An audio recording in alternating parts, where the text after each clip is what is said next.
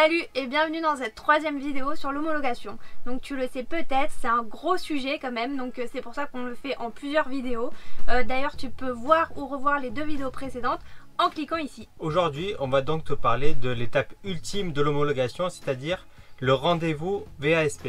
Ça a été l'étape la plus longue pour nous parce qu'on a dû déposer le dossier à l'Adréal et on a attendu environ 2 mois pour avoir le rendez-vous pour passer l'homologation. Du coup, ils nous ont appelés, ils nous ont fixé la date et le lieu de rendez-vous et on s'est rendu sur place. Donc du coup on a eu un rendez-vous en fait dans un centre de contrôle technique pour les poids lourds.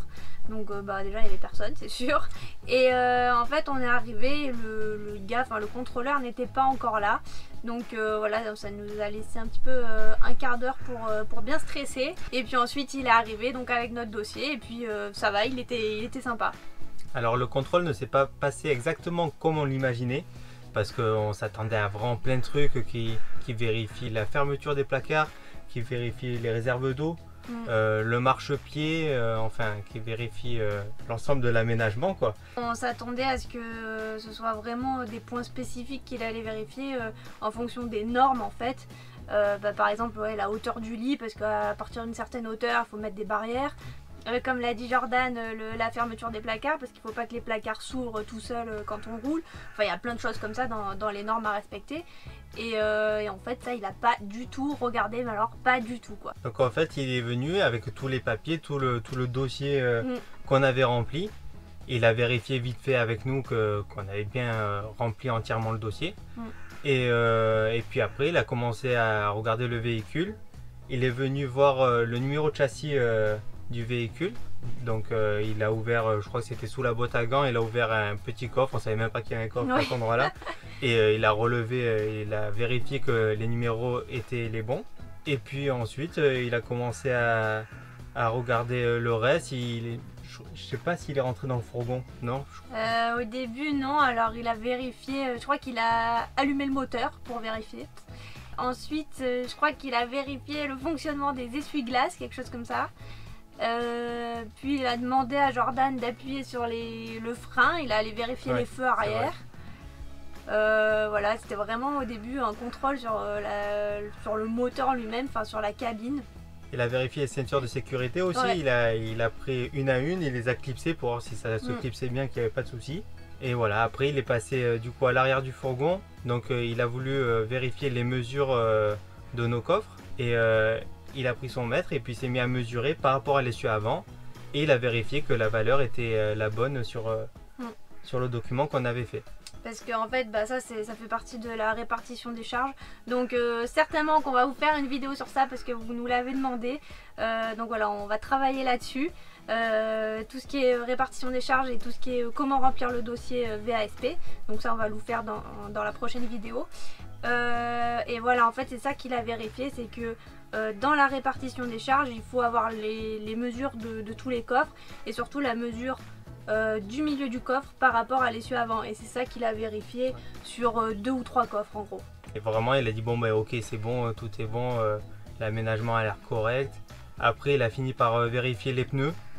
Il a regardé que la dimension des pneus était bien la bonne. Et puis c'est tout quoi. Il a dit ok, c'était bon. Ouais, même au début en fait il est rentré et il a fait plein de compliments sur l'aménagement. Je pense qu'au début il ne croyait pas trop qu'on l'avait fait nous-mêmes. Et donc voilà, il nous a félicité tout ça. Et puis voilà, ça s'est passé comme sur des roulettes en fait. Donc ensuite on est rentré dans le centre de contrôle technique, on s'est assis à table avec lui, puis il a rempli les papiers comme quoi tout était bon. Il nous a donné je crois un récépissé en attendant de recevoir en fait la vraie version. Et je sais pas, quelques jours plus tard, peut-être 48 heures après, en fait on a eu par mail en fait tout le dossier qui confirmait l'homologation VASP caravane du véhicule. Et donc du coup après il reste plus qu'à faire la carte grise. Donc comme on l'a dit dans une précédente vidéo, c'est pas une nouvelle carte grise, c'est une modification de carte grise, c'est important. Et du coup sur le site internet on a rentré tous les éléments qu'il fallait rentrer. Et justement c'est là qu'il faut fournir le justificatif qu'a donné le contrôleur lors de la visite pour modifier la carte grise. Et voilà, après il n'y a plus qu'à payer en fait. C'est l'équivalent d'un cheval fiscal. Donc voilà, c'était pour vous parler de notre expérience sur l'homologation. Encore une fois, ça ne veut pas dire que ça se passera exactement pareil pour vous, c'est juste pour vous donner des idées. Si tout le monde un petit peu partage son expérience, ça pourrait être plus clair pour certains. D'ailleurs, n'hésitez pas à nous dire en commentaire comment ça s'est passé pour vous ou ce que vous redoutez. Voilà, c'est vraiment à l'appréciation du contrôleur. Donc nous, on s'attendait vraiment pas à ce type de contrôle là. On pensait que ça allait être plus spécifique sur l'aménagement, mais voilà, vraiment ça dépend en fait de sur qui vous tombez. Comme vous l'avez demandé, on va vous faire une vidéo sur comment remplir son dossier VASP et comment remplir le tableau de répartition des charges, parce que je pense que c'est ça qui vous pose le plus problème. Et si vous voulez d'autres infos, n'hésitez pas à nous laisser un commentaire, on fera en sorte de vous répondre soit par vidéo, soit sur le commentaire.